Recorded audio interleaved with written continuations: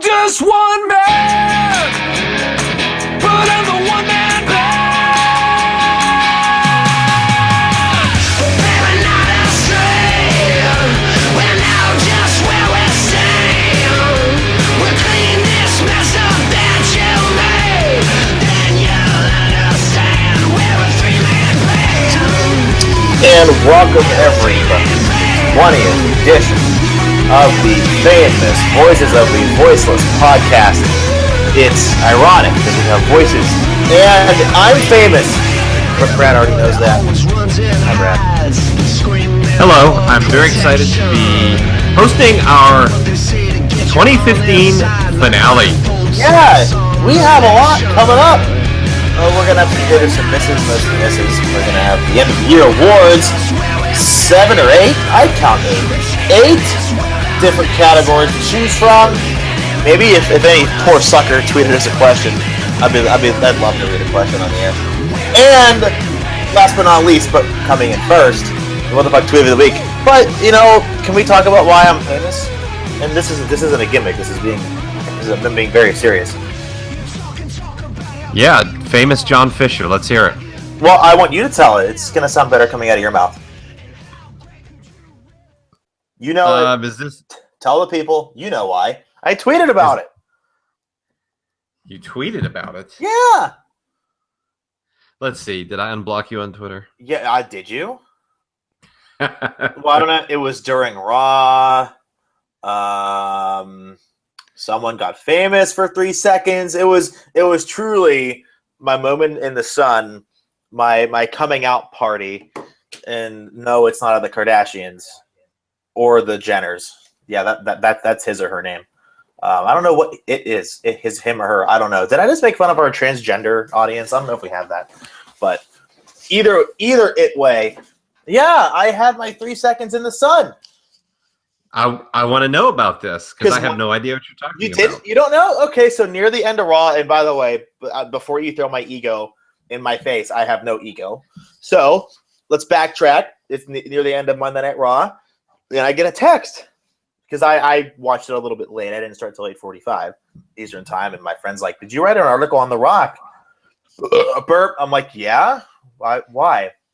He goes, "Just wondering. I thought it was you." I'm like, "Okay." So I stop at the commercial, and then they it's all. I think it's right before the Cena Del Rio match. And they had The Rock hit the big full screen of The Rock coming back, and then they started to go through. The media outlets that covered it, and by God, what do you know? My article with my byline was on Monday Night Raw, so it was kind of neat, Wow. Yeah. Well, I think you just brought some strange legitimacy to this podcast. I honestly, it was up there for 2 seconds. They only know me because of the interviews I've done with them, and I had a job interview there over the phone in March, and. They know who I am. They're nice people. I know them. So did I say I know them? Because I know them. For people were saying congrats, that's awesome. I'm like, it's not that big of a deal.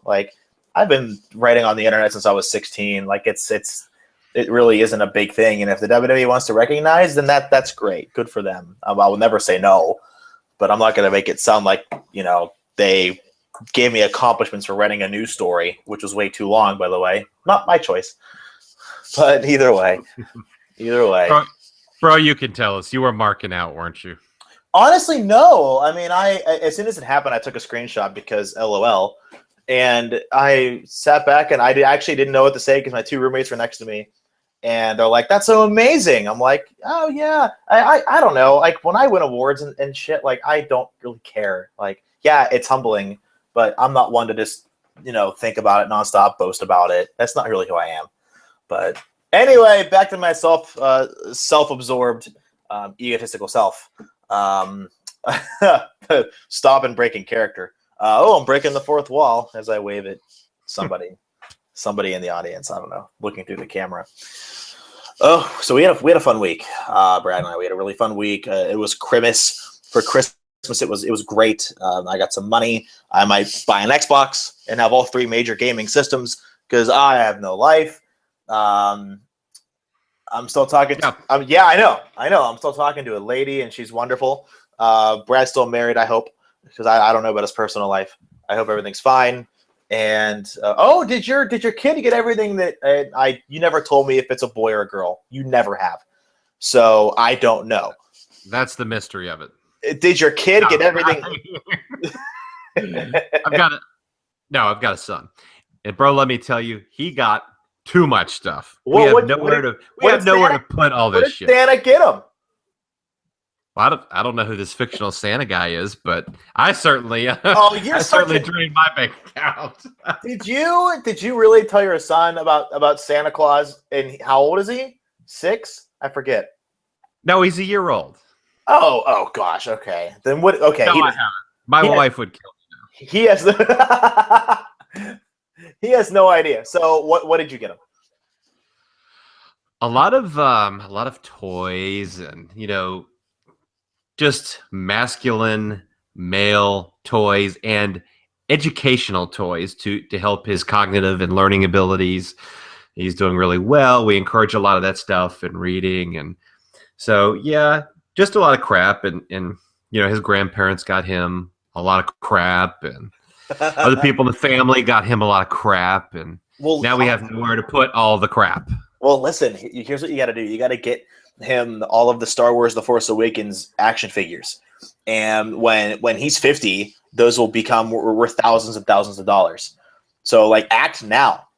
Because my dad's 58, and if my grandma, his mom, wouldn't have threw away any of his Hot Wheels, we'd have like $100,000 lying around just to have all his baseball cards. He had rookie cards of Hank Aaron, Clemente, Ted Williams. All of this shit, all these rookie cards, like worth so much fucking money, all gone. They're somewhere, who knows where, probably in a dumpster, or just they just imploded into thin air.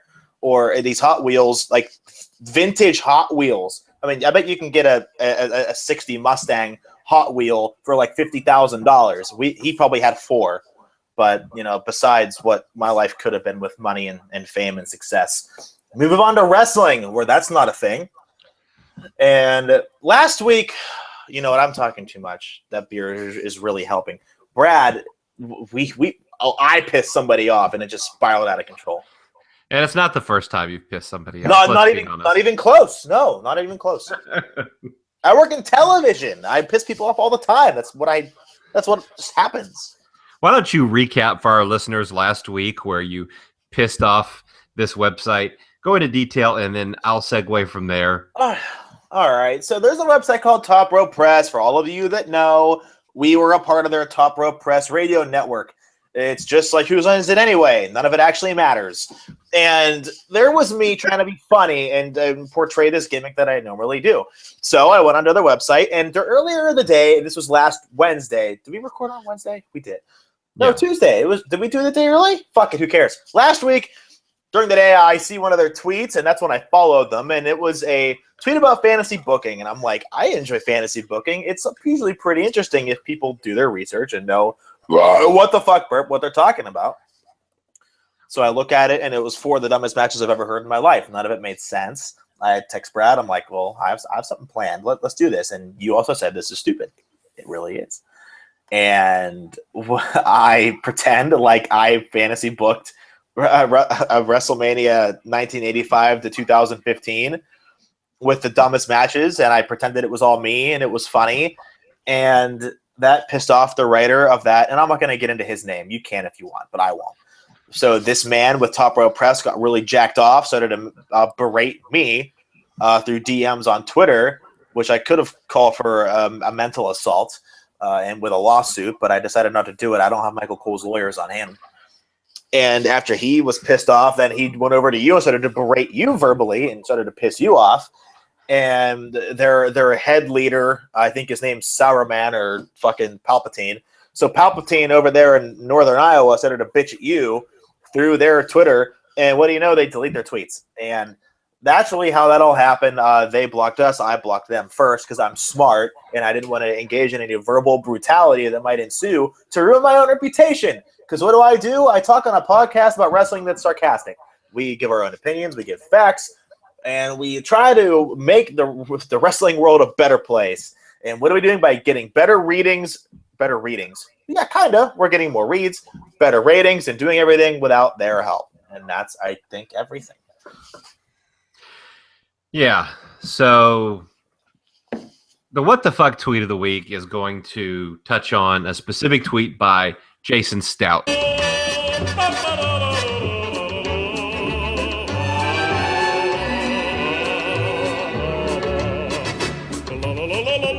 And I'm just going to use names because we're all adults here and we all need to be accountable for our own actions. So Jason Stout, the associate editor of topropepress.com, is our what the fuck tweet of the week. Okay. Last week's podcast, of course, John and I poked fun at the fantasy booking article by Top Rope Press, specifically Jason Stout. John asked him a question about the article.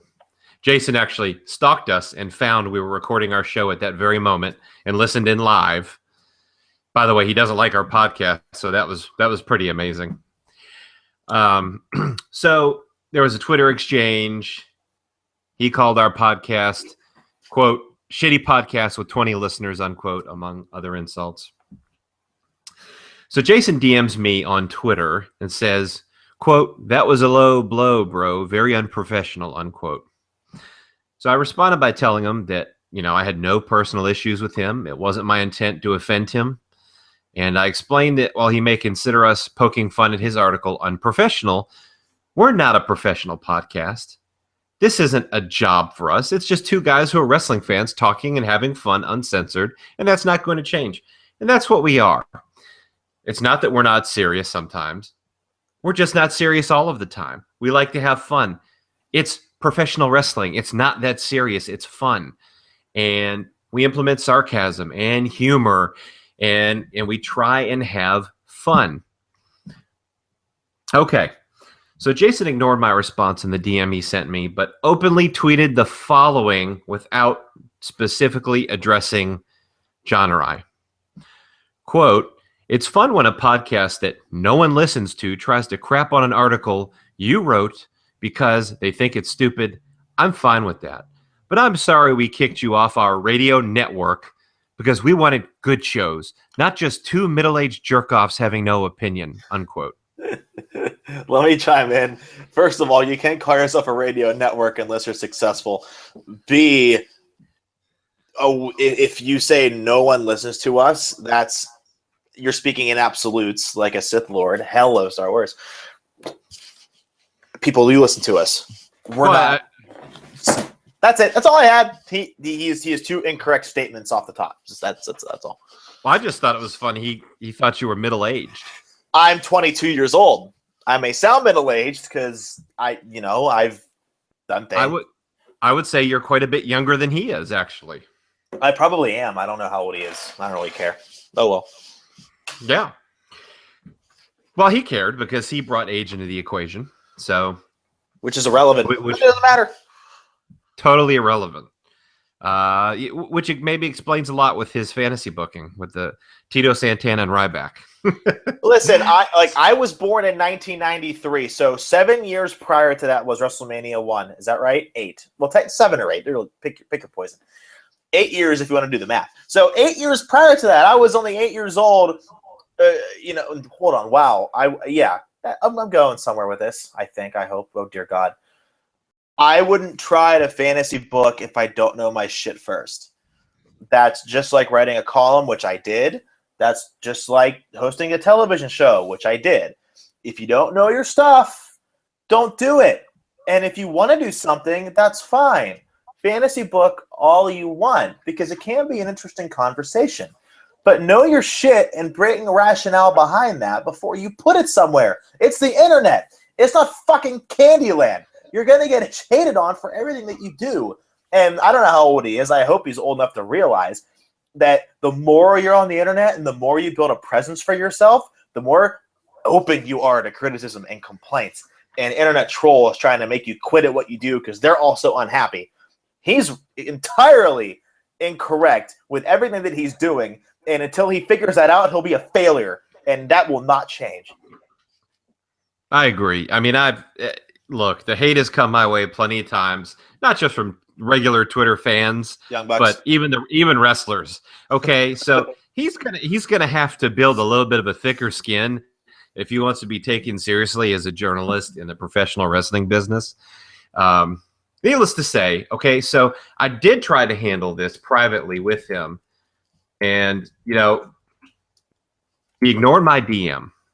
Okay, so instead of publicly responding, I went back and direct messaged him a second time. I wasn't trying to air any dirty laundry.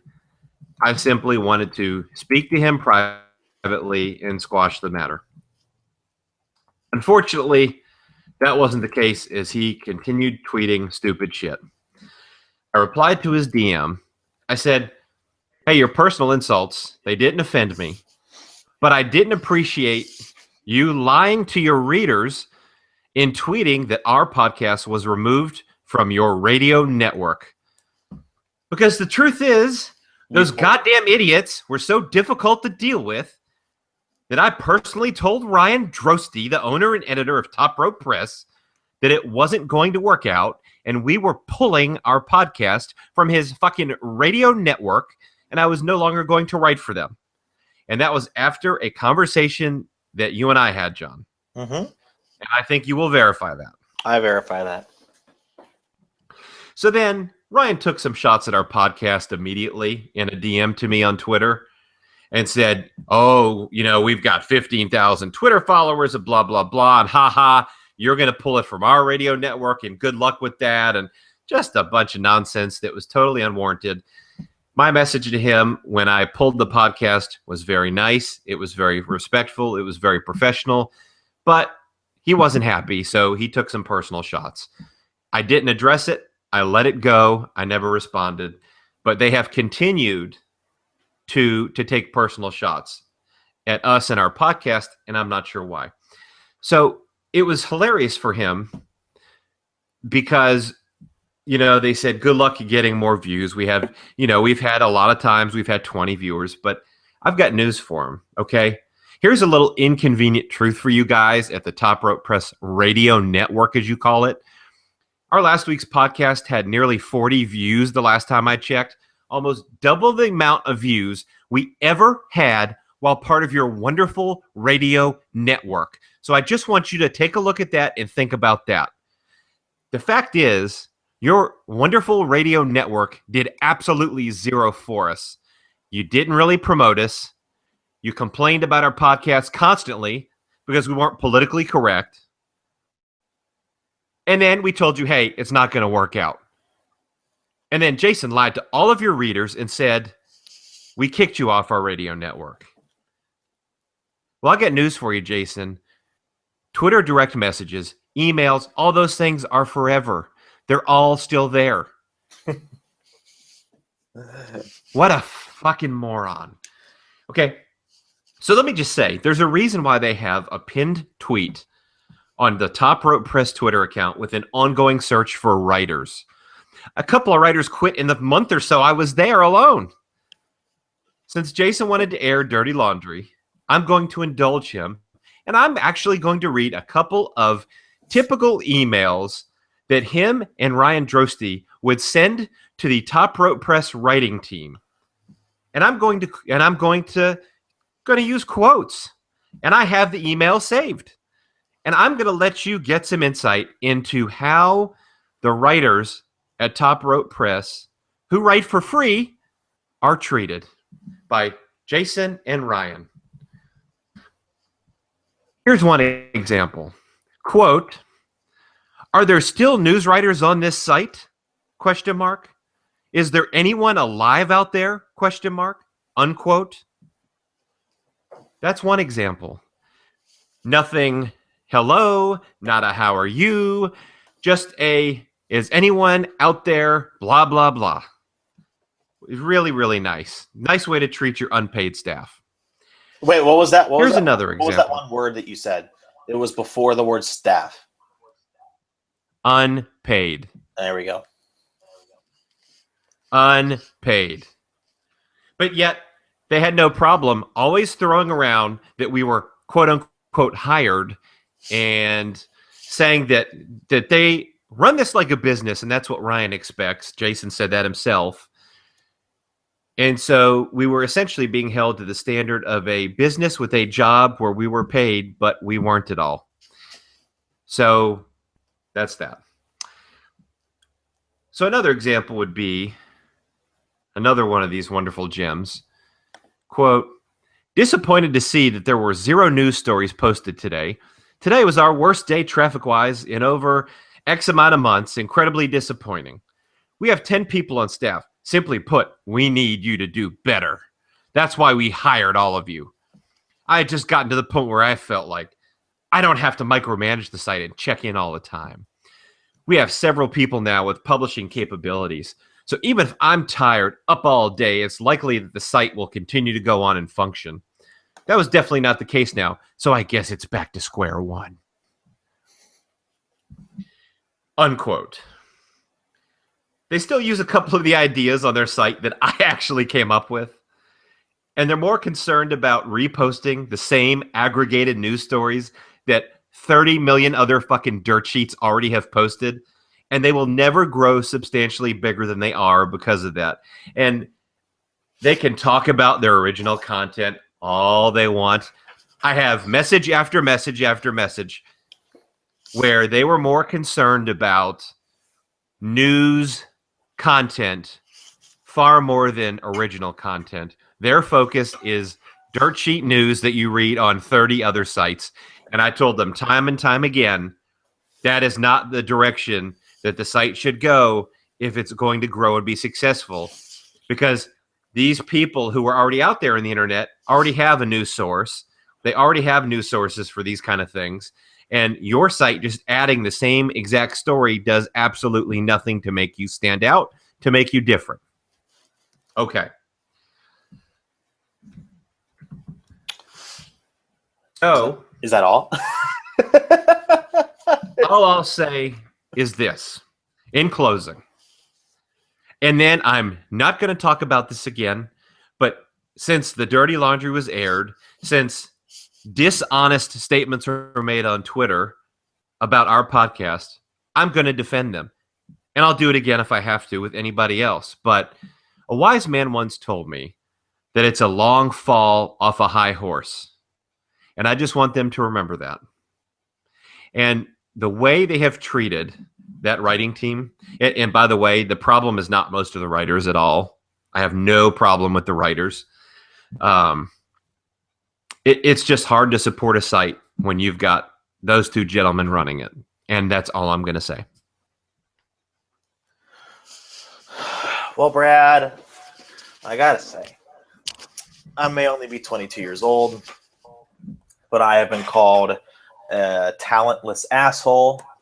I have been called a giant sack of shit. I have been told I will never be a successful writer, and I'll never make it.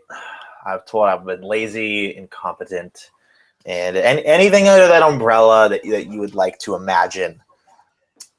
Just for those that are like this Jason and this Ryan and anyone that has those same ideologies of how to treat people, once you learn how to treat people the right way, you'll start to see where true happiness lies.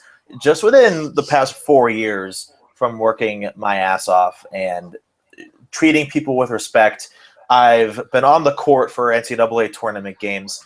I've covered the Frozen Four. I was on the ice for the championship victory. I've been courtside announcing television basketball games on television, I should say. At least 75 of them. I've been able to work in the 23rd market in the country where my decision affects hundreds of thousands of people. And I've also been able to interview several WWE superstars. I've been able to interact with wrestling fans across the world. I'm on the top 100 likes in Bleacher Report history, and that will never change. I've been able to affect people with my writing, make relationships, meet guys like Brad and my friends at Bleacher Report. And I've been able to do all of this. But on top of that, the WWE knows who I am. And the reason that Ryan and Jason will never have the opportunity and the privilege of getting their name known and recognized by World Wrestling Entertainment is because of how they treat people and where they're going. Sure, they might be good people outside of it, but the way that they treat themselves professionally is irresponsible, and that's not the way you should be doing things. I'm getting lucky because I put in the effort. When you run a dirt sheet and decide to be a shithead and talk badly about people and treat people without respect, you're not going to get anything in return. Shit, you can be Justin LeBar, but damn it, I don't like the guy, but he is a hell of a hard worker, and I can respect him, no matter how much shit I talk. And 98% of it is all sarcastic drivel anyway. None of it actually matters. I might hate Bleacher Report with a burning passion, because damn it, they fired me for no reason.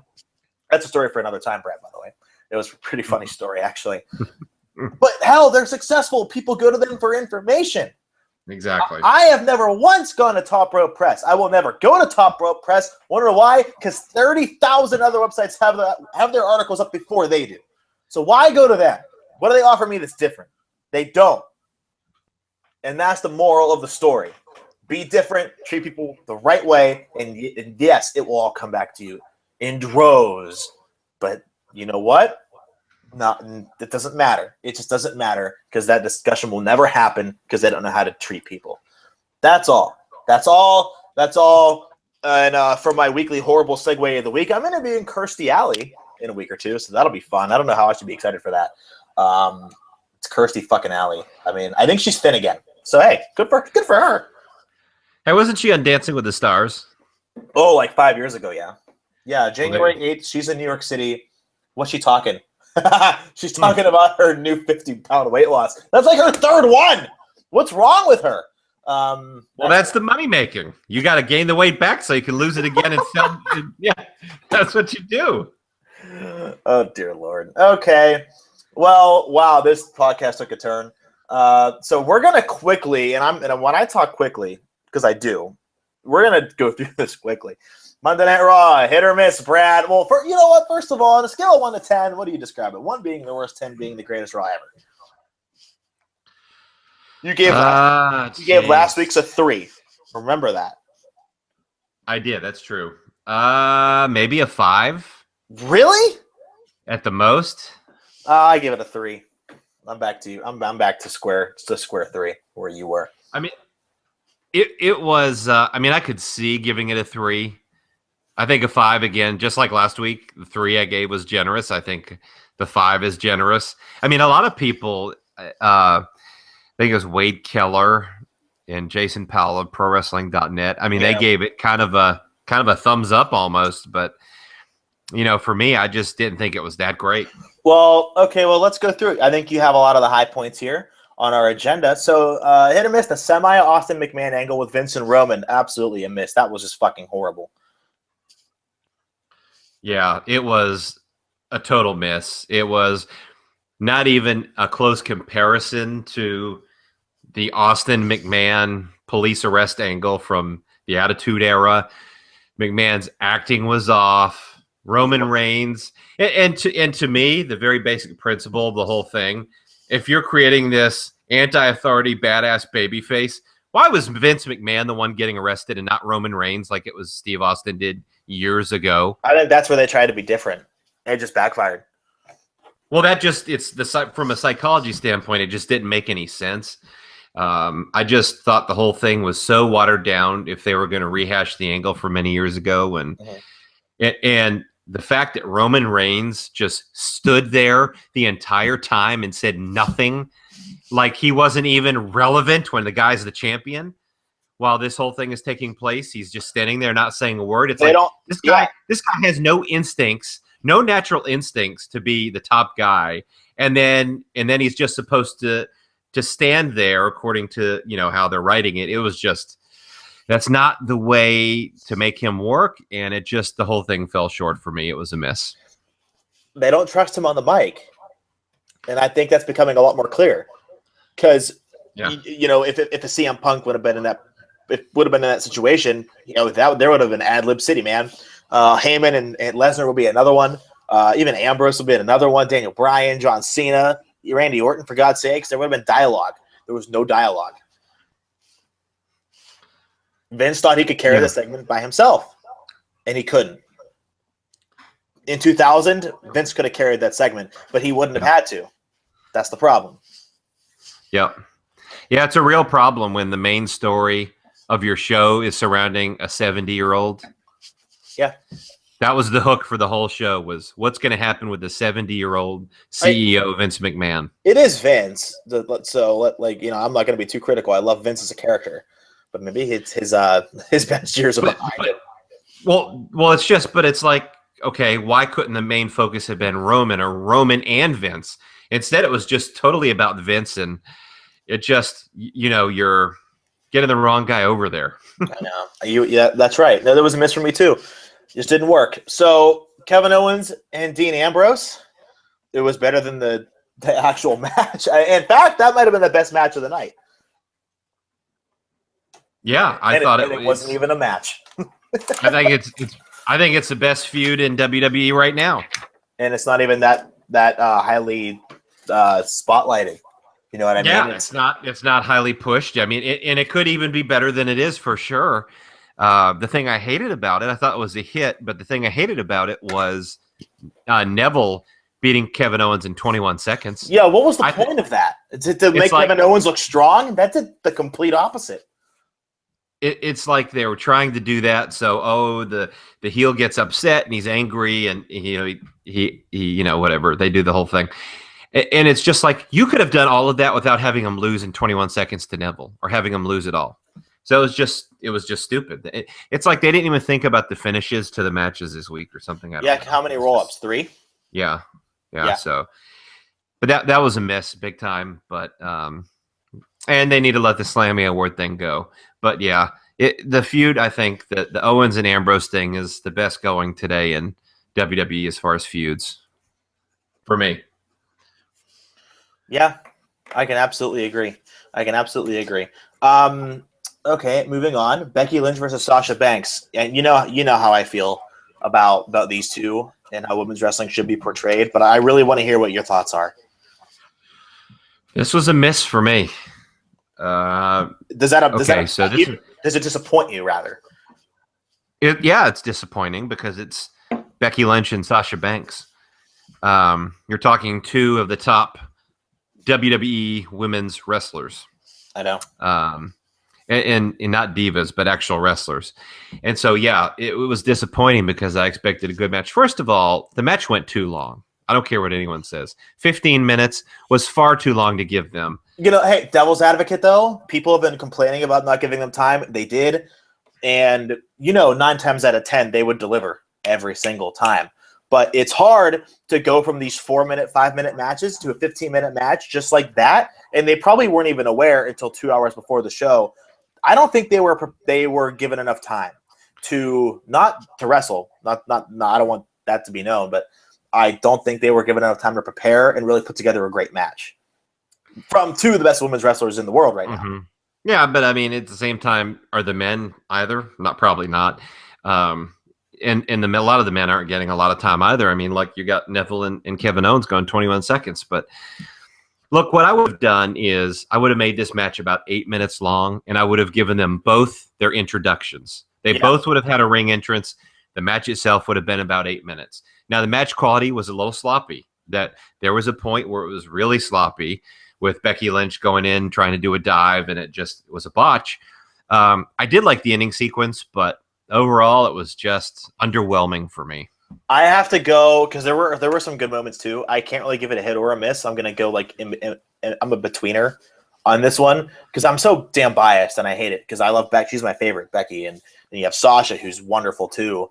And it just sucks. I was watching the match. I'm like, I counted the botches. There was 3, and I'm like, why are they doing this? They're just ruining it.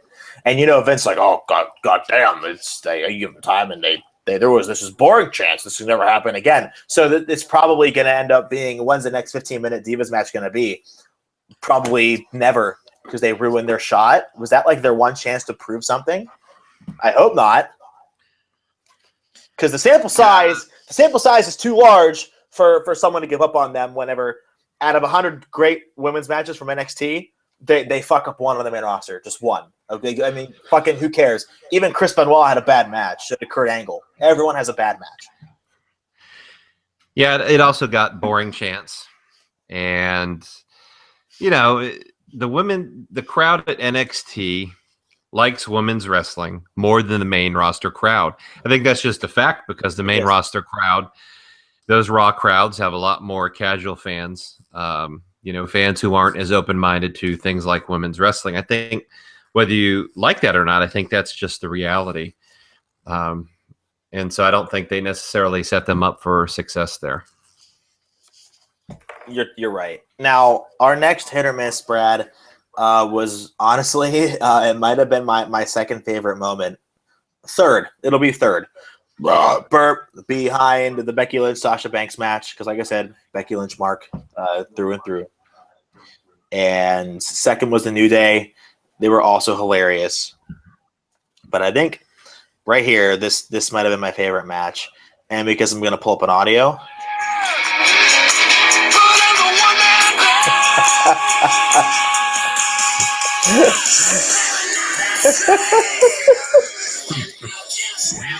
You got it. Okay.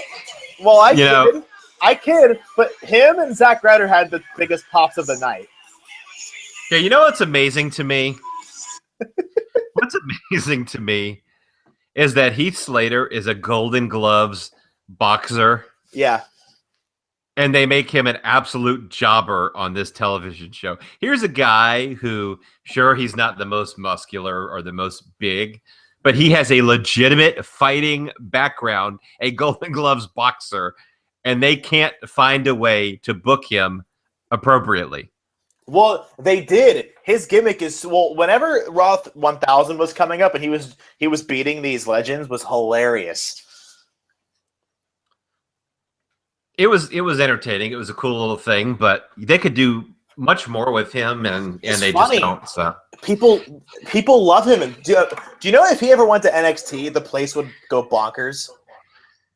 He'd be He'd be more over than Finn Balor.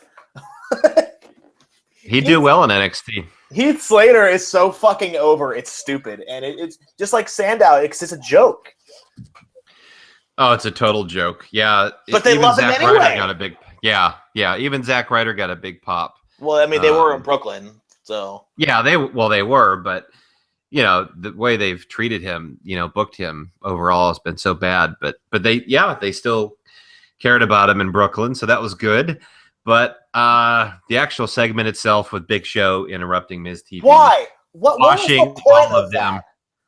It was terrible. I'll tell you what the point of it is. Because every year we have to have segments where we put over the fucking 43-year-old Big Show as the biggest threat of the Royal Rumble, as the guy that nobody can pull over the top rope, blah, blah, blah. It's the same storyline every year with this guy, and the guy never wins. I'll be number one at the Royal Rumble. And I swear to God, if he's one of the final four in the Royal Rumble, I'm turning it off.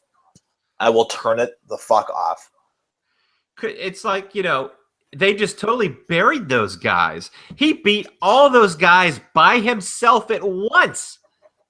Jesus Christ. Yeah. This guy's going to be gone soon. He's 43 years old. He's had a 20-year career. 15-year career. The guy's been around forever, okay? I think it's 20 years. And you've got younger talent, some who are over with the audience to a degree, and you just whatever. You just throw it away so that you can put over the Big Show as a threat for the Rumble, and everybody knows he's not going to win. So it's irrelevant. Well, I couldn't have said it better myself.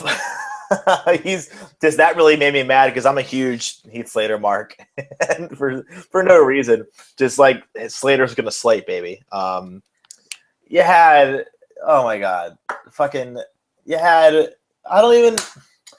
Ryder, Goldust, R-Truth, which by the way, why did they have to go back to the well again? I mean, whenever he came out and he said he was gonna win Money in the Bank, and he's like, my bad. That was funny because it was organic. It was natural. Then they had to do the same damn joke again. That wasn't funny because I knew what was coming. I expected it. And they tried to make Slammies relevant again. Yeah. Why? It's they would just be better off at this point just forgetting it even existed. I know. I know, I agree, but the Big Show just pissed me off. I yelled at my roommate, why? Why is he here? There's no point. And the Ryback, he sucks too. And then Cole's like, oh my God, Ryback and Big Show. They refuted 5 months ago. It feels like 5 minutes ago. Yeah, it was like, it's like some big battle of the giants that we've never seen before or something. And it's like, folks, we've seen this. Nobody cared when we saw it either, by the way. Okay, last but not least, John Cena's TV return. Honestly, I loved it. I think Cena was funny. He was good on the mic. He said "punk bitch," and that got all the little kids to, have their ears muffed by their moms. And the only thing I hated was the ending. You are more well versed in the wrestling universe than I am, and I can fully admit it because you're older than me and have seen more. Why the DQ finish? Like, what is that? Is it supposed to make you mad? To make them heels? Yeah, it pissed me off. Yeah, they had a great match going, and they end it with a fucking DQ. Have Cena get pinned or something. That DQ means the whole match meant absolutely nothing. It meant nothing. It's as if the match never happened because there was no result. It just, you had Roman come down and beat everyone's ass and then make him look strong, even though he didn't wrestle that night. And then you make Cena look like a punk-ass bitch himself because he couldn't defend himself. And, he got cheated. He'll never beat Del Rio clean because his friends are there. It's just it's so stupid. Think of something more creative than a DQ finish. I know. Why wouldn't you have given Cena the title? Who cares? Yeah, for me, the match was good. I gotta be honest. I liked it.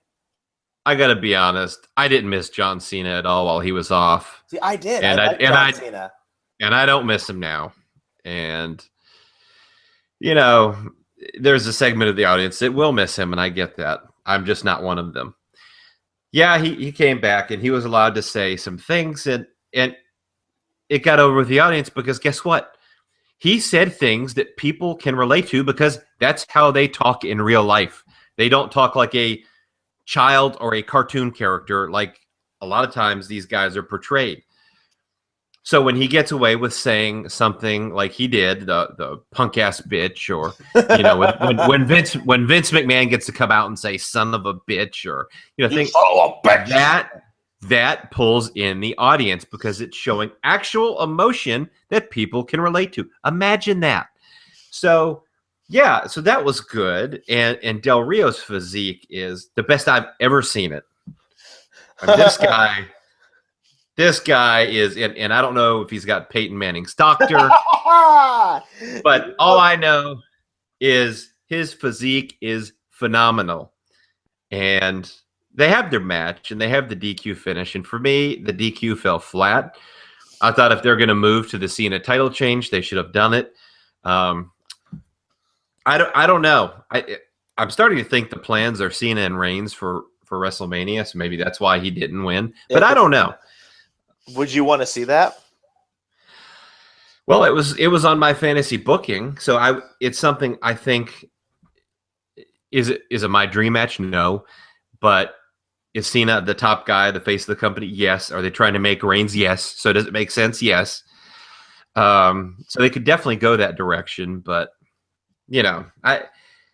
and they have the League of Nations, the League of Jobbers come out, and and it's like they attack, and the League of Jobbers. The League of Jobbers. That's what they are. That's what they are. They're just the League of Douchebags, honestly. Yeah, it's it's just very underwhelming. Yeah, and it's and they've got Wade Barrett in a tag team match, right? They've got him in a 6-man tag. Yeah, and the guy's not even cleared to wrestle, so he just stands on the apron the entire time. That was just so weird. Yeah, it's like they thought we'd never notice. Like they think we're fucking morons. It's kind of like some people I know, fucking jagoffs. And this is just a random question, if you had to come up with the best job squad stable of all time, and I shouldn't have said all time. I didn't mean that. Right now, the best job squad stable. I want you to answer first, and I already have mine written down. I'm such a fan of the job squads, Burp, that they need to be around all the time. Current wrestlers only, main roster. Current wrestlers, current jobbers. Okay. So I guess Heath Slater would be one. He's a jobber. Well, Zack Ryder's on NXT, so I don't know that you can count He's him per main se. roster too, though. Okay. Then yeah, I would say him.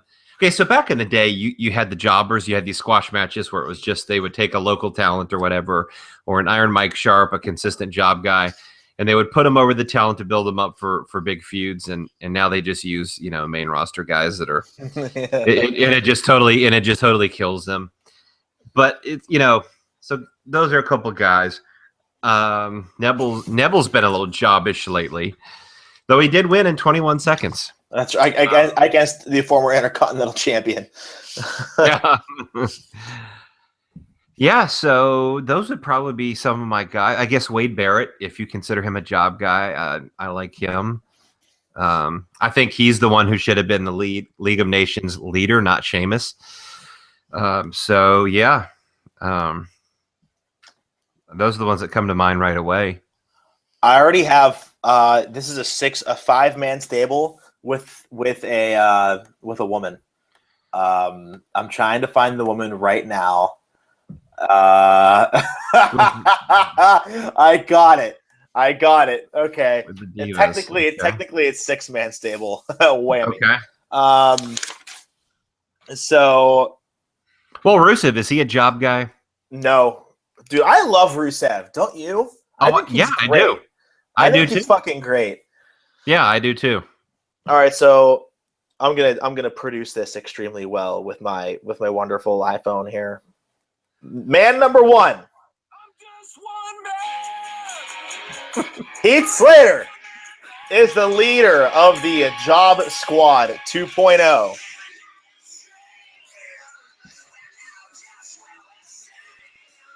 Okay.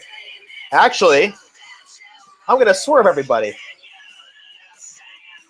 I hope. Oh, you guys are doing a swerve. You're going to put the championship on a pole belt. I'm going to make David Arquette the champion. Please have quiet on the set.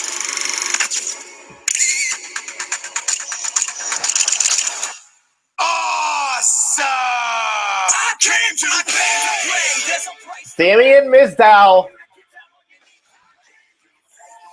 second man of the Job Squad. Yeah, if Mizdow's a jobber, then yeah, and he is, then yeah, I would add him too. I think he's good too.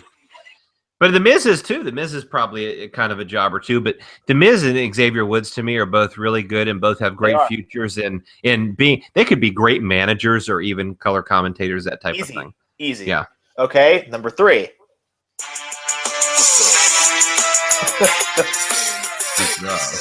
Which, by the way, he does make me laugh. I it's cheesy half the time, but he's funny.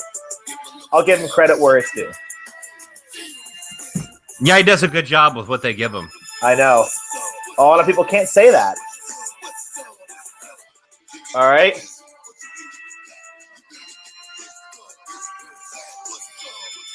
Number 4. Oh no, Curtis Axel, baby. And no, he's still in the Royal Rumble. I hate that pick. I love it. He had me up until Axel Mania. I love it. I fucking love it. I love Curtis Axel. They underutilize him so much. There's a reason for that. He's got the charisma of a doorknob. Their mouthpiece is Tom Phillips. I love Tom Phillips, by the way. He got fired on SmackDown for a reason. Okay, number 5. You know it. Zack Ryder, the Long Island IZ. He'll come out with an Internet Wrestling Championship. And last but not least, their valet.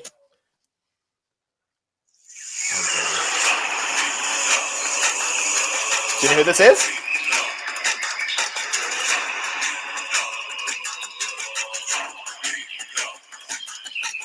Tamina? Yeah, she has a dick anyway, so it's like 6 guys. So, Oh my god. and Oh, my- Tamina. This is highly unprofessional, John, and I'm just gonna let you know. Well, what did you tell me earlier? Something about Santa coming on some guy? I don't know. Some weird shit. Yeah. Apparently, they can, no.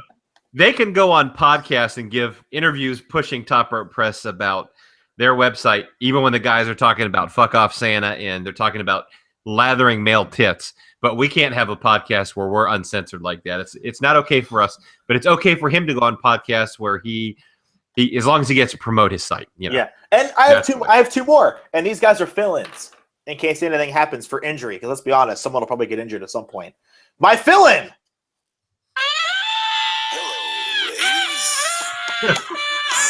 Val Venus, he still has a great physique, and he's fucking doing the whole marijuana thing up in Cali. He's doing great. Captain Cannabis. Captain Cannabis, that's right. So if all else fails, we still have one man who's turned more times than Caitlyn Jenner. One man who has more heel and face turns than even the Big Show. And yeah, we all know that's almost hard to do. He is banged on record several elderly women, and even at one point kind of just completely destroyed all of the human anatomy and what the study of it actually means. This man. Yeah. 3-6, mafia. Yeah.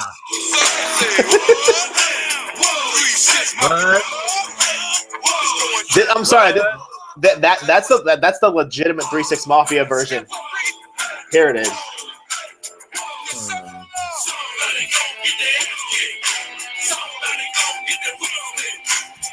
But it'll be good because every week he'll come out and just totally kill Byron Saxon. It'll be like a gimmick every week.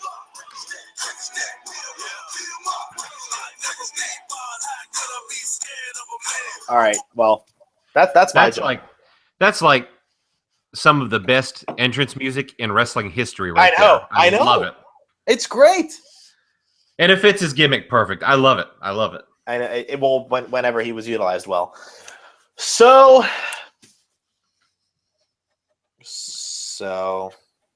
yeah. We got our 2015 WWE year-end awards. we do. Now we have 8 in the last one because we know how to, build up well. The Superstar of the Year's last. Duh. Not at the 10 o'clock hour for whatever reason. And the Diva of the Year should be the most important because it was announced last, right? First, Comeback Star of the Year. Now, this one was really hard for me because I really had to go back into the memory banks and think of who came back during the year. But I think it's obvious. My pick is Alberto Del Rio for Comeback Star of the Year. Yeah, I guess it depends on how you define comeback too. Okay, so I went with a little bit of a different route. I went with Xavier Woods. Okay. This guy was in complete obscurity. He wasn't even on TV for the most part. And he got the New Day gimmick. And the New Day came around the beginning of this year and really caught on. Is almost like a very over heel sort of semi-baby face act. So for me, Xavier Woods' career itself, going from obscurity to probably being close to being on the cut list to being part of the most entertaining act on Raw, that to me was an amazing career comeback. And so for that reason, I picked him. Well, you could even go. I didn't go that route. I legitimately thought of comeback. You can even put the whole New Day in it. The New Day is a gimmick itself. Because when it first started, it was a piece of shit. It was so racist. 3 black guys singing with church choir music behind them. It just didn't make sense. That, or honestly, Tyler Breeze is another one. He went from NXT jobber to main eventing. And then he went to main roster jobbing. Yeah, I know. What can you do? It's like a carousel. It is. Okay. So next we have Rookie of the Year. And I thought of someone who debuted, and I set these rules for myself. You had to have debuted in 2015, right? You had to have debuted in 2015. You can't. You could not have debuted in December of 2014. Still doesn't count, at least for me. I picked Apollo Crews.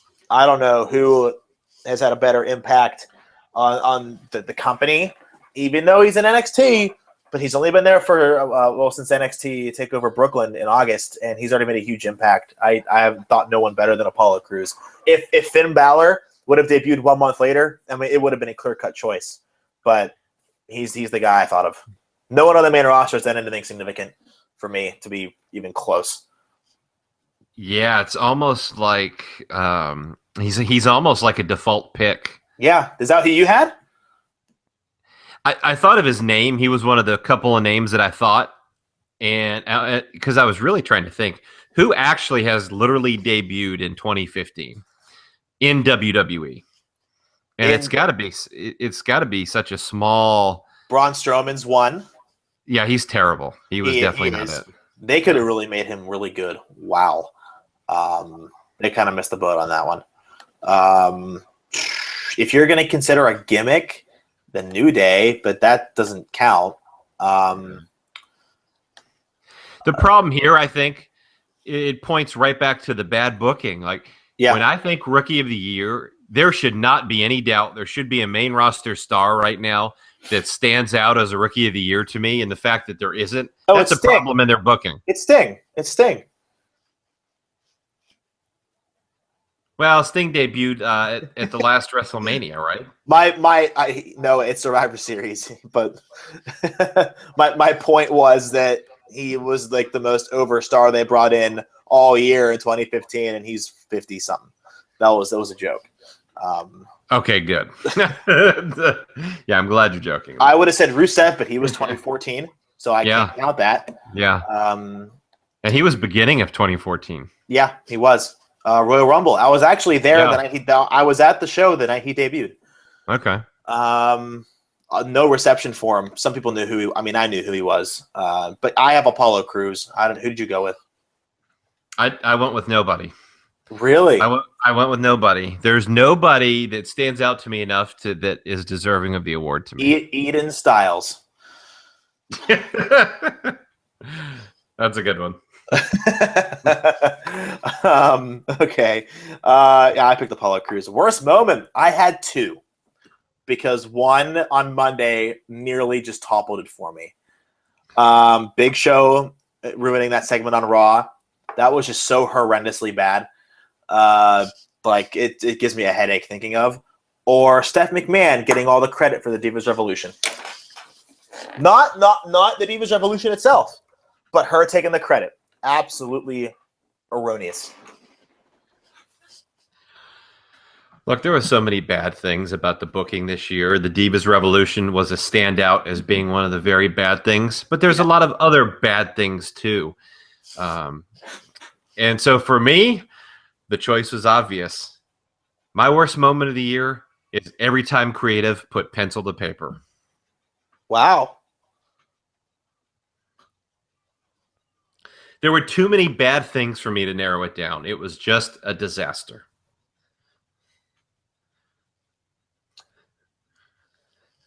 Strong words. They've got to do better. There's no doubt about that. So okay, story. I was gonna say story mode of the year. It's like SmackDown versus Raw 07. Storyline of the year: Seth Rollins and Dean Ambrose. Best storyline of the year. Yeah, I guess you could go with that. I don't even know what else. Do you? No, I put a question mark. Look, in Ambrose and Rollins could have been a lot more than it was. There was a lot of momentum. Like people wanted Dean to win the championship. They had the time to pull the trigger and they failed. The problem for me was, and then they were too soon in the Undertaker and Brock thing. I don't know. It's like, okay, there was no major feud that was like, wow, nothing stood out to me as being so much better than everything else. Personally, I'm an Ambrose fan, and for me, I thought that the Rollins and Ambrose stuff was pretty good for what it was.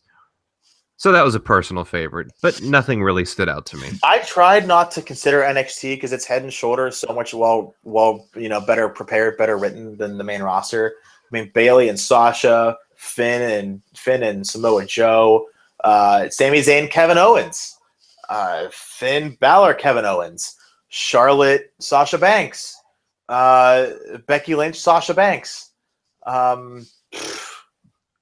I can probably keep going. Enzo and Cass against the rest of the roster. They never win. Blake and Murphy against what's their nuts? The League of Extraordinary Gentlemen that are manly. It doesn't matter. It doesn't matter. I forget. Aiden English and his mustache buddy. The Vaudevillains. Thank you. Like, I worked an overnight shift. I'm tired. So you had them, Chad Gable and Jason Jordan against the McMahons because they're more popular than anyone they've had in the last 5 years. Shane McMahon and his bank account because he wants to go back and he doesn't want to. Vince and the ratings. It's a great storyline. Stephanie and her ability to look like China. That's also something. China and drug addiction. That one's not so funny. There's a lot of storylines. I don't want any heat on that one, bro. She follows me on Twitter. I don't want any heat on that one. Aw, Joan follows you? That's so nice. Shit. But yeah, I mean, I purposely didn't pick NXT to prove a point, and it was Seth and Dean, and it was still not the best. Breakout NXT star. This was not even close. Can we move on? No, I want to know who you picked. Are you really? It's Kevin Owens. Are you kidding? Yeah, I went with Baron Corbin. Oh, wait, hold on a second. I thought you were talking about breakout star in the main roster from NXT. No, that would be Owens. Oh. I'm talking about someone a breakout star in NXT. And Owens spent, half a year of this year there before going to the main roster? Well then, okay, you talk. I got to pick a new one, and I got to think for a second. Okay. Yeah, so for me, when you're talking about a breakout NXT star, it's a guy I've talked about before on this podcast and on Twitter. I see a lot of star potential in Baron Corbin. I thought his work with Apollo Crews was very good. The banter, always talking, always keep talking. The trash talking, it was natural. It was great heel work. The guy's tall. He's got a pretty good physique. He's got the athletic football background. I just think that he's got a lot of things that could lead towards him being a big star. And they've got to capitalize on that. You look at what Breaking Ground did. Breaking Ground was his big moment where it was his coming out party. It was, here I am. This is who I am, like it or not. And it was great. It was great. He's an asshole. Guess what? It's great. And so that's what they've got to go with. And so for me, I am so invested in him as a character, and he's improving in and out of the ring, and I think he's a star. And yeah, so for me, it was Baron Corbin. Honestly, I didn't even have to think about it. I just, had to come up with who's my, one of the top guys in NXT right now. Jason Jordan and Chad Gable. Holy shit. Like, their pop in London was bigger than when Sami Zayn won the title. It was bigger than Finn's entrance when his first demon entrance at NXT R Evolution. I'd never heard anything that loud. Maybe it just was the London crowd in that arena of 10,000+, but holy fucking shit. Gable and Jordan are so damn popular so fast. I hope it doesn't detriment them and they're in NXT too long, but they're going to be so good. And there's no reason for them to be on NXT roster. No, you're right. But I want to see one of them turn on each other and watch that feud. Because that might give Jordan – he reminds me of Randy Orton, maybe because it's his physique and his demeanor. slow, methodical. Once he finally masters the mic work, and so does Gable. When they get that ability to portray to not just 5,000 people or whatever the fuck 2,000 in Full Sail, but like 15,000 people, then they're going to be something special. All right, match of the year. I had one, but I want to hear you. This for me was a close one. Okay, so Cena and Owens was probably my first one. Okay. And I mean their first match only. Elimination Chamber. The first match where Owen won clean. That's what I'm talking about. Yeah. Yeah. Okay, so Lesnar and Undertaker in the third match where Lesnar went over. That where they pulled back the pad on the canvas. Yeah. That was in contention for me, and then Ambrose and Rollins was as well, just because I'm a fan of those guys, and I'm a Dean Ambrose fan, and I thought those guys had some really good matches, even though the storyline was weak compared to what it could have been, and I think they failed to pull the trigger on Ambrose, but I like that as well. But for me, I think the best match was Cena versus Owens, the first match where Owens won. Interesting. I thought of that one. I also thought of the triple threat match of the Royal Rumble with Rollins, Cena, and Lesnar. And I thought of Sami Zayn and Kevin Owens for the NXT Championship. Or I'm sorry, Sami Zayn and Neville for the NXT title. But I mean, one match, I wrote this down wrong on my piece of paper. One match actually made me cry this year. And before Brad tells me to go powder my pussy, he'd be lying if a match in his lifetime ever made him tear up even a little bit.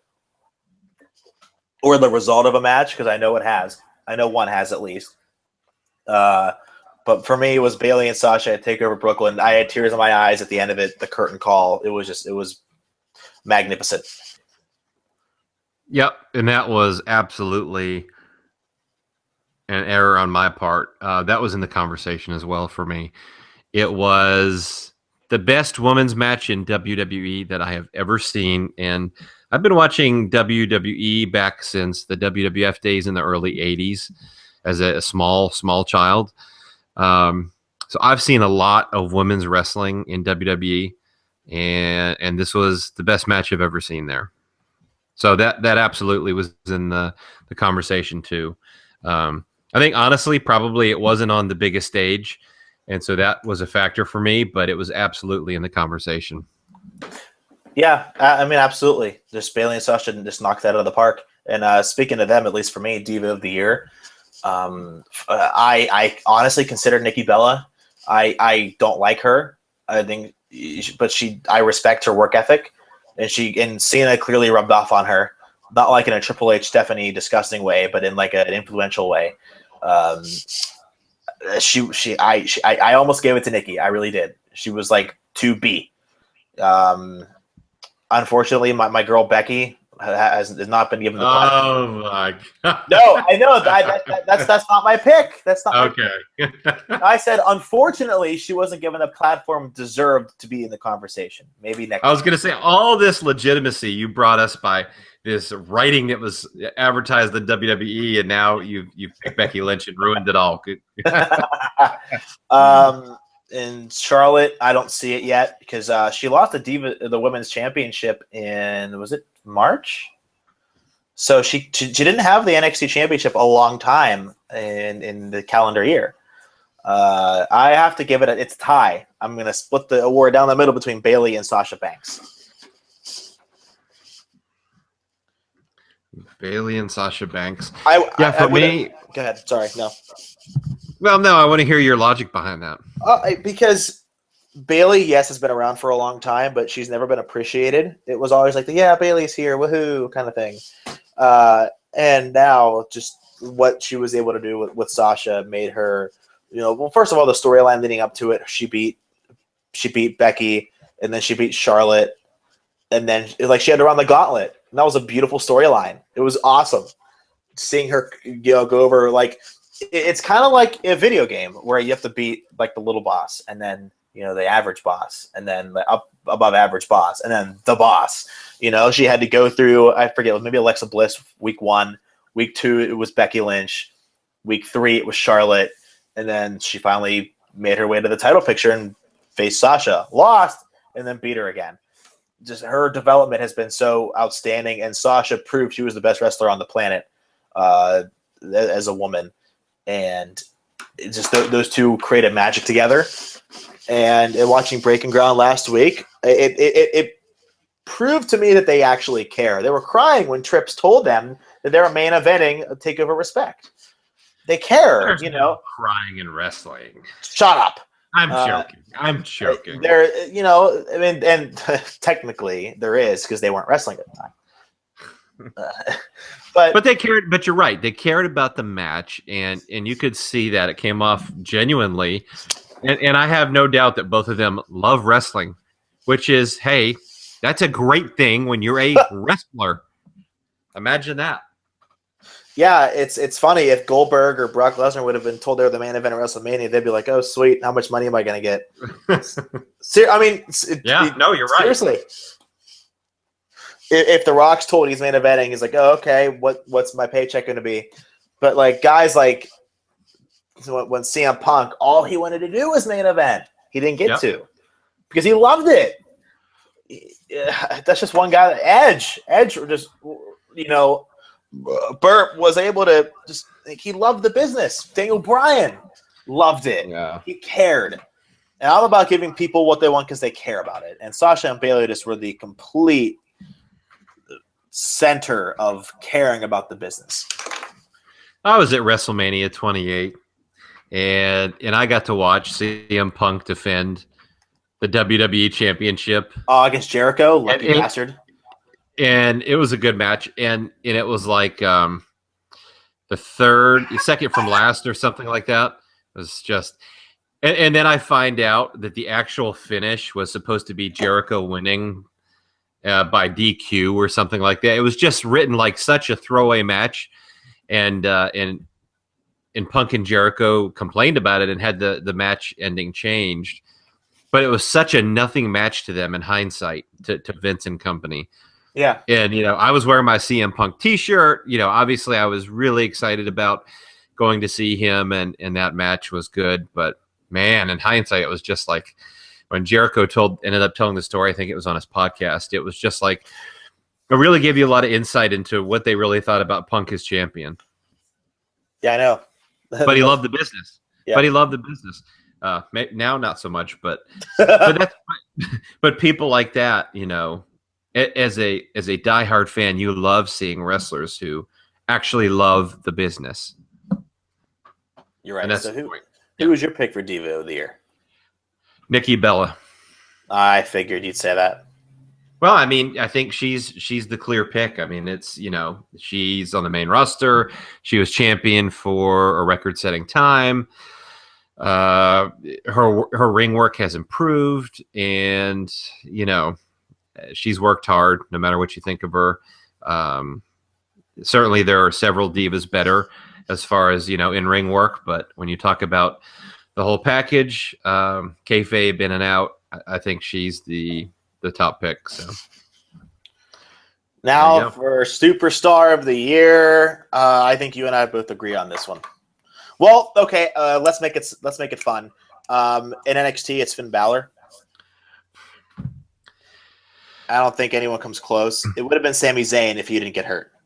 I think that's fair to say, because his whole trial and tribulations leading up to him winning the NXT Championship was very fun to watch. And I don't know. Well, Sam, Balor's been big there. Don't get me wrong, I'm a huge Sami Zayn mark, by the way. Huge. Yeah, I like Sami Zayn, and but for me, Finn Balor's championship reign has been a little underwhelming on NXT. He's just not used very much at all. He doesn't defend the title a lot, even though he's been champion for a while. I don't know.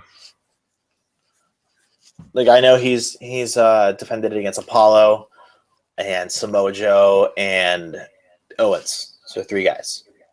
Yeah. Yeah, it's I I don't know. The problem is, of course, you really can't think of. I mean, there's Kevin Owens, He wasn't but then there. it's but yeah, but then he was there a very brief time. You're right. So So I'll maybe Finn Balor by default. yeah, you're right. And my runner-up for Superstar of the Year, I'm just one man. Slater is gonna slay. Oh my god! Hashtag hit my music. Oh boy, you've got I think you need a support group. I might. I'm gonna actually look and see if he has any T-shirts available on WWEshop.com. I doubt it. Now, I think it's no comparison to Seth Rollins.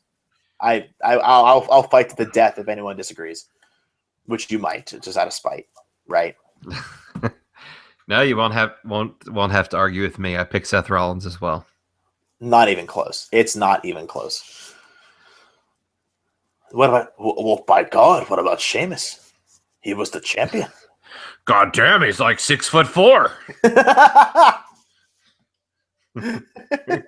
And he's Irish, like me. What a shame, huh? I just bro kicked your Sheamus 515. What a fucking dud. Oh, for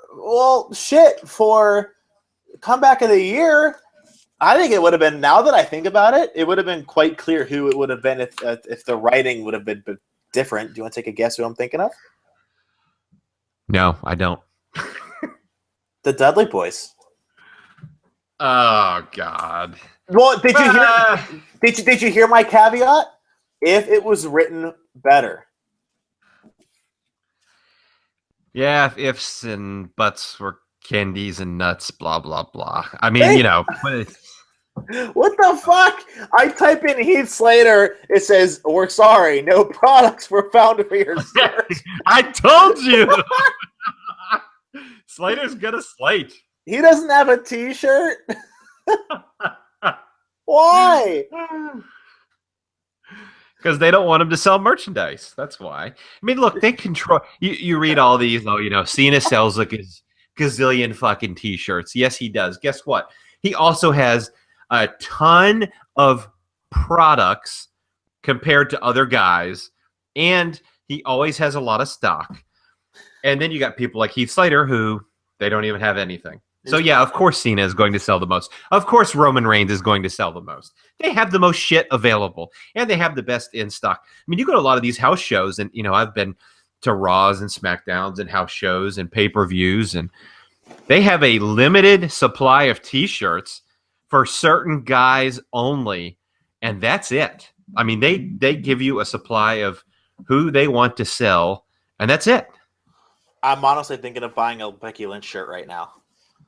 It's only $15. Well, and 30% maybe you off. could. Yeah. Maybe you could call up Dewey Foley, and you guys could go to a Halloween party together. And Did you see him wearing one of those unicorn dicks in the Twitter picture?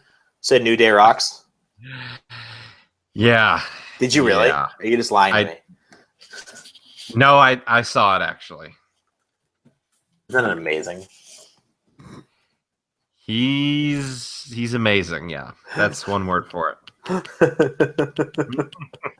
It's the best. Just the best. No, man, I need to get that Becky Lynch shirt. It's only going to cost me $21, and that includes shipping, and that's awesome, actually. Love it. Yeah. I fucking love it. Oh, was your Superstar of the Year Seth Rollins? Yeah, I said that. Oh, I didn't hear you. I was trying to look up my Becky Lynch shirt. So it's been quite the year. Oh, I'm yawning. It's been quite the year. I know. Well, and we have to have some New Year's resolutions for the podcast. And what would you like those to be? I think for us, the New Year's resolutions should be 1, getting on iTunes. Yeah. Because let's face it, we're going to be huge. I was on Raw. He was on Raw, and China follows you on Twitter.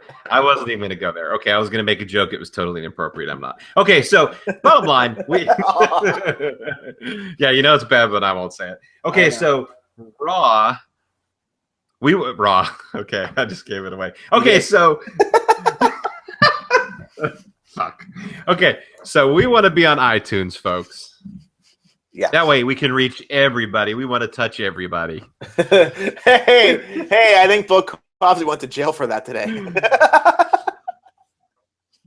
I think they finally found out where to put the pudding pop. Well, someone on Maxim.com was able to put Bill Cosby's walk from, I guess, from his prison car to the county jail and put it to the theme of the Cosby Show music. Here's the headline. Some brilliant monster set Bill Cosby's prep walk to the Cosby Show theme song. I can't wait. Oh, boy. Claire Huxtable would be so disappointed. I know. Little Claire. Oh, well, not so little anymore. So iTunes. Yeah, iTunes. We want to be on iTunes. And we want to interview wrestlers. Yes, that's also true. I think those would be the two things I would love to do. We have 2 waiting in the wings. We do. We have 2. We can't tell you who, though. And not only that, but we also have a licensed physician on call whenever I want to talk injuries whenever I want. I didn't tell you that one. Yeah, how about that? That is huge. How about that? Yeah. That's huge. He's my buddy. Yeah. That's huge. Yeah, so he can, we're going to set up an episode where we literally get on the line of all the injuries and see, we can talk about it. I think it'd be an interesting conversation. But that would be great. I know, because Brad has questions of his own health. Maybe he can help him with that too. I do. I'm very forgetful in my old age. I'm a middle-aged jerk off. I'm a middle-aged jerk off on a shitty podcast, so I often forget things. That's true, but don't forget our social media platforms: John Fisher IQ on Twitter, Wrestling News Hub on Facebook, and The Brad Shepard on Twitter. Thank you all for watching, and yes, even though no one watches, we know you watch. We know. Maybe through the people in the bathroom. You listen too. I know. You certainly do. So, like I said, thank you for a wonderful year. We'll be back next week. Maybe on iTunes, maybe not. Either way, it's going to be a fun time. Anything to say, Brad, before the new year closes? Have a safe and happy new year, everybody. We appreciate your support, and we'll see you in 2016. Let's end on a good note, everyone. I'm just one man, but I'm the one that Goodbye, everybody!